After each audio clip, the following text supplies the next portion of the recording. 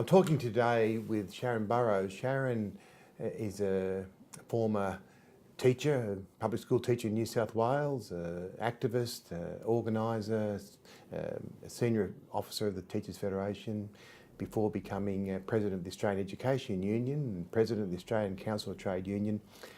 And is currently in the role of heading the global trade union movement as General Secretary of the International Trade Union Confederation. And there's a lot of global issues that we really should talk about because they impact on what's happening around the world, including Australian workers, of course. Sharan, you've just been talking to our officers, which is quite interesting, and I think you've met some of our new activists that were in today. You talked about the global economic model being broken. What do you mean by the global economic model being broken? Well, the world is 3 times richer in the last 30 years. So we've increased our GDP by 3 times globally, yet inequality is at an historic high. That means something's wrong in the state of Denmark. You know, you can't have that kind of wealth and it gravitate to the 1%, to the point where you've got now the wealth of the 1% equal to the 99% of the rest of us. When you add the dominant model of global trade, which is now global supply chains of our major multinationals, and they're based on a model of poverty wages, insecure and often unsafe work, where no CEO takes responsibility for the contractual arrangements, which are skewered by layers of contracts. That's the supply chain, to the point where almost 94% now of our major companies, their workers are a hidden workforce, no responsibility, outsourced. And know that that is about the corporate greed of ever-increasing profit. It's not only about the abuse of rights, the destruction of hope for many workers, it's actually about shrinking markets as well. So it's no accident that what I call inequality by design, which is the global system of trade and supply chains, is actually also partly, in large part, responsible for stagnating global economy, where inclusive growth in the current environment is just a pipe dream. And you talked about the campaign for corporations to take responsibility through their supply chain for what's actually happening. What can you unpack that a little bit? What do you actually mean by taking responsibility? Well, the UN Business and Human Rights Principles require corporations to take responsibility for due diligence. That's the term. It accepts, and we accept, that not every corporation can be perfect all of the time.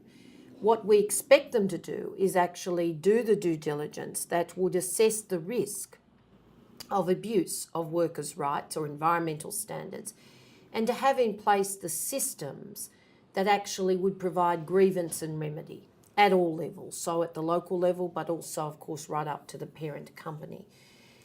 When companies don't do that, and indeed we have a model of CSR where many corporations will tell you they're very good about environment, about community, about workers. The truth is, it's an $80 billion industry, and it's actually allowed PR wash to the point where workers of the world are worse off, communities are worse off. So we want every government to mandate due diligence, which would mean we could prosecute companies across borders where we find a problem and they don't deal with it, and they're not taking responsibility for knowing their supply chains and assessing the risk. This is interesting when you consider you're talking about the democratic space shrinking globally. At the same time, we've got this enormous economic disparity, the inequalities. It's probably no accident that you're also saying at the same time in the political world, or in general terms, the democratic space is shrinking. Can you unpack that a little bit? What do you mean by the democratic space? It's not just workers' rights, is it? You're talking more in a broader sense about that. We should be frightened for our democracies. I don't want to overstate it, but for those of us who think, having fought for democracy, that it's a stable environment where contestability of ideas, means people elect a government who are going to do what in fact they said they were going to do, is indeed shrinking throughout the world. If you consider in the world today, there are three governments, only three, who I could go to with some confidence that they would actually stand for workers' rights and not just take a stand, but actually try to repair a damaged environment. Three in the world. So, Maurie, that's Sweden. Stefan Löfven is a metal worker. He was a trade union leader. And, of course, he's now Prime Minister. He's so worried about this. He's standing with us to reinstigate what he calls a global deal, where people will talk to each other, bargain with each other, sort out their problems by dialogue. So it's about social dialogue. Then you have Germany. Now, we have argued with Angela Merkel frequently about her views about austerity and a patrician view of the way you manage an economy and the European constraint on particularly the countries of the South. But when it comes to workers, to rights, to refugees, to a minimum wage on which people can live with dignity, to apprenticeships, to collective bargaining, she's right there. And she's put the deficiency of this model of global supply chains on the G20 agenda for us again this year, and indeed along with integration of women into the workforce, raising the participation of women, integration of young people, and indeed refugees. So that's the other government. And then there's Trudeau, who again is a Liberal, but I can tell you his views are progressive beyond any set of expectations. Now, Small L Liberal in the Australian, small L Liberal in the Australian context, yes. But, not a socialist, not a Labor Party man.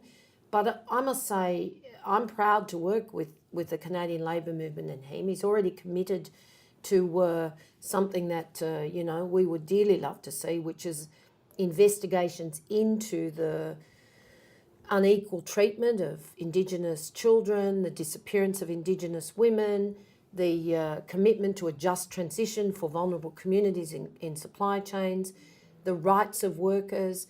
He's looking at legislation against domestic violence, which include domestic violence leave. But three governments in the world. So we've got work to do. So when our governments are challenged or compromised in terms of democracy, we need to look at why. I would just say to you that the classic case of the moment is Brazil, where you had you have an illegitimate government, a coup affected indeed by people who have charges of corruption against them in the main, a partnership between the elites, the old money in that country, the corrupt, and indeed corporations and their fight to retain the corporate greed that is their base of profits, affecting a coup. But now a populist judge and a media conglomerate forged out of the dictatorship trying to actually challenge, jail the leader of the populist movement, Lula, a union leader who became president, who did so much to reduce inequality in that country. And that's just an example of shrinking democratic space. I suppose the overall piece is we've seen it increase by 22% again this year in our global index. And what does that mean? It means that almost 50% of the countries of the world have put some kind of constraint in legislation that restricts freedom of speech, freedom of association, freedom of mobility. We need to take care and again reinvest in strong democracies. This leads to my next question. You live in Europe now, and we're talking about the shrinking democratic space, growing inequalities, a sense of alienation that so many people around the world have, a new dispossessed, the rise of oligarchs and wealthy, and the gap between the advantage and disadvantage growing. What can progressive forces learn from what happened with Brexit and say the surge in support from working class, ordinary Americans with people like Trump. We see, many blue collar workers and working class people supporting right wing parties here, populist kind of parties. So it's not just in Europe and America and our countries, it's global. But what can we learn from what really is happening? It can't just be explained by xenophobia and racism, although there are racist elements obviously in the debates, but it's more than that, isn't it? It's fear. People are frightened for their future. The global economy is in trouble, and that washes down. People are fearful of their future for themselves, but also for their children. I mean, around the world, the exclusion of young people it's a crisis. I mean, it is a crisis. You've got some countries with up to 60% of their young people without hope of a job. You're seeing social conflict, the rise of gangs. Nazism is sweeping across Europe. I know to Australians this sounds like extremist language, but it's common talk now in the countries in which, I kind of mix every other day. Our global polling 5 years ago started to show trends that said people no longer trusted institutions. It was that up to 38% of people didn't believe that governments were democratically elected governments were governing for either business or for working people, which meant that at best you had almost 40% of the population disinterested at worst and disillusioned, or disinterested at best and disillusioned at worst, walking away from investment in democracy and trust. And that's got worse now. It's become not just fear for yourselves and your family, which is causing a retreat, both community-wise or from families to communities to nations, which is what Brexit in large part was about. But it's also a sense of powerlessness. They don't feel like they have any control over these circumstances. Hence, let's draw back into ourselves. In the America, it's still a little slightly different. You have such a divided country. When you've got people working 2-3 jobs and not being able to raise a family with dignity because there is no minimum living wage. The only hope has been the fight for 15, where some communities are legislating for a minimum wage of $15. But across that country, people are facing a hollowing out of the middle classes. This is not just the US. But they're attracted to someone who says, I'll get your job back from China. I'll make sure that we don't have a trading system that disadvantages you, or standing in coal communities saying, coal's great, when we know that the challenge to save our planet is actually to move from fossil fuels, and the investment ought to be in those vulnerable communities and in jobs for our children. So it is fear and it is powerlessness. And I say to people, don't blame our brothers and sisters who've been the losers from globalisation and bad public policy. Let's talk to them, let's understand their fears, and then let's work on how we actually build together a sense of shared prosperity. Sure.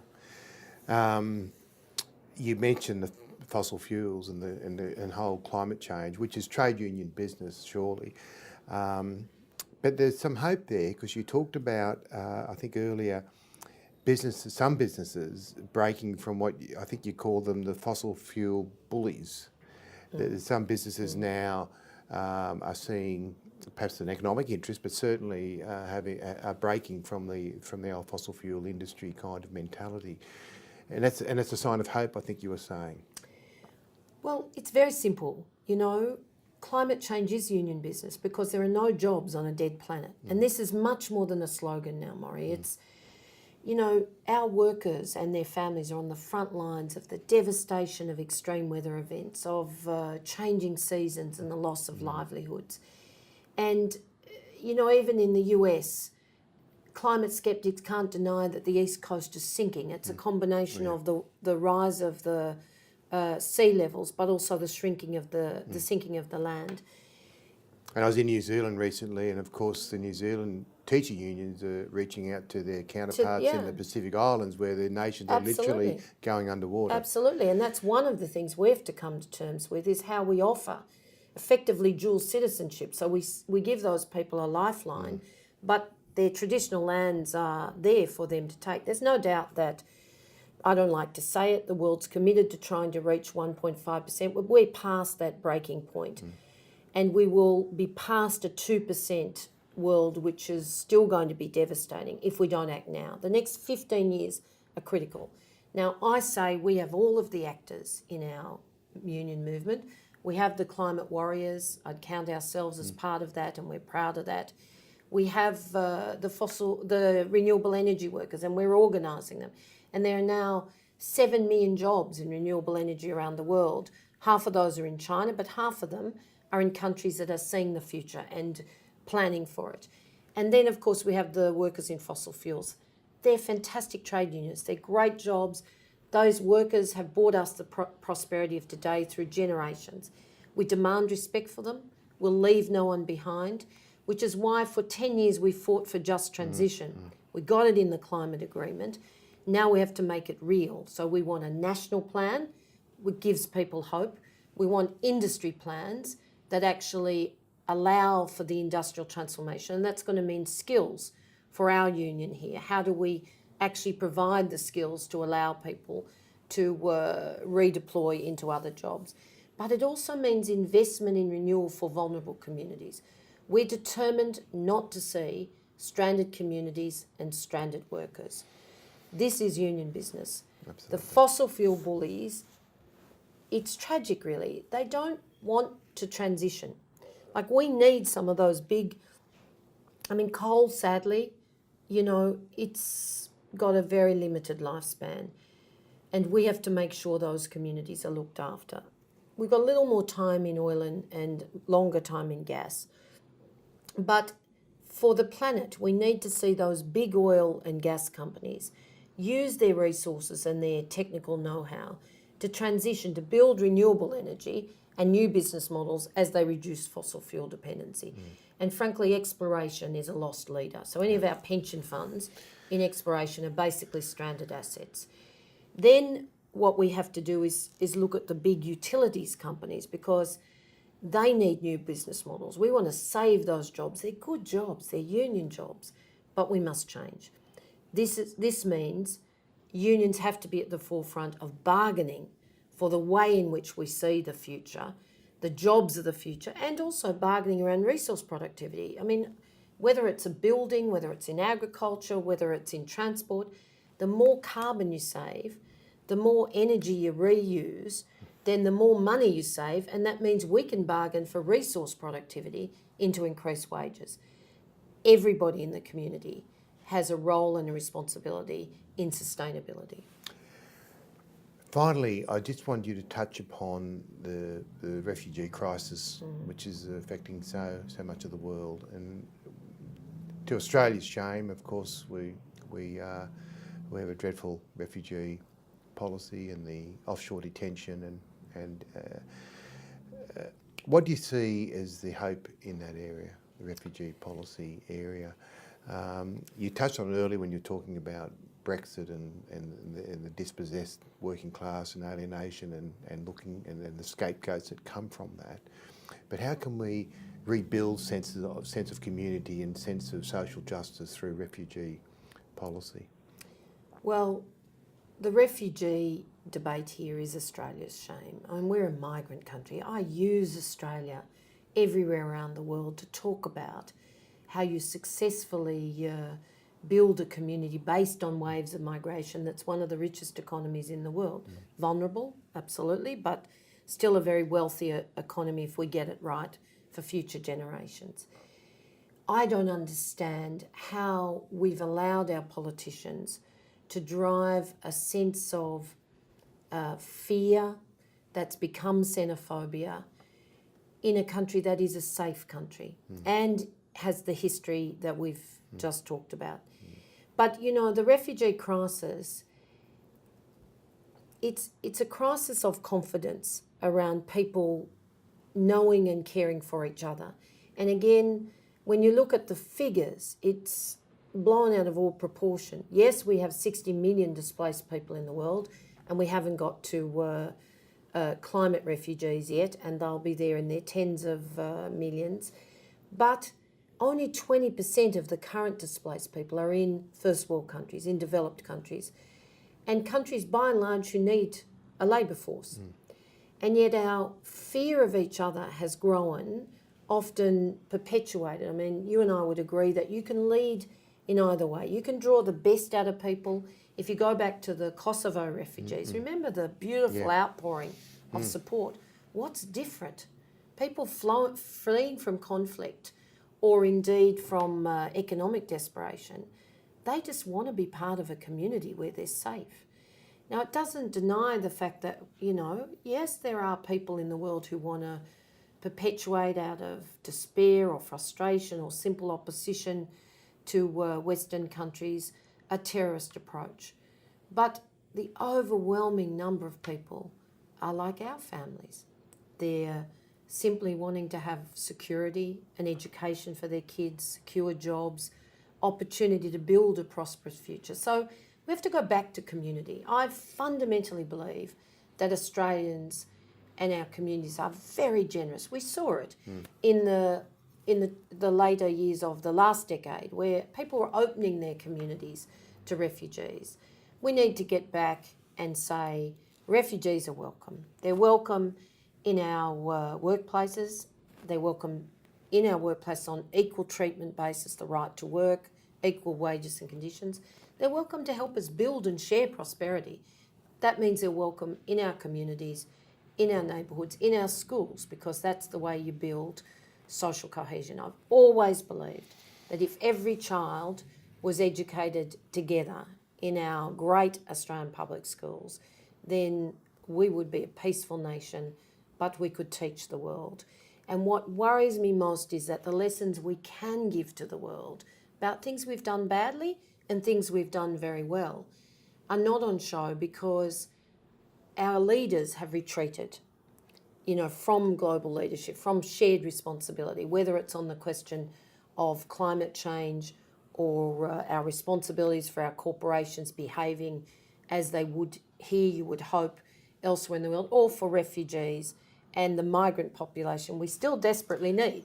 So, you know... You remind me that comment about the public schools and children and of the song from South Pacific, you've got to be carefully taught. You've got to be taught to hate and fear.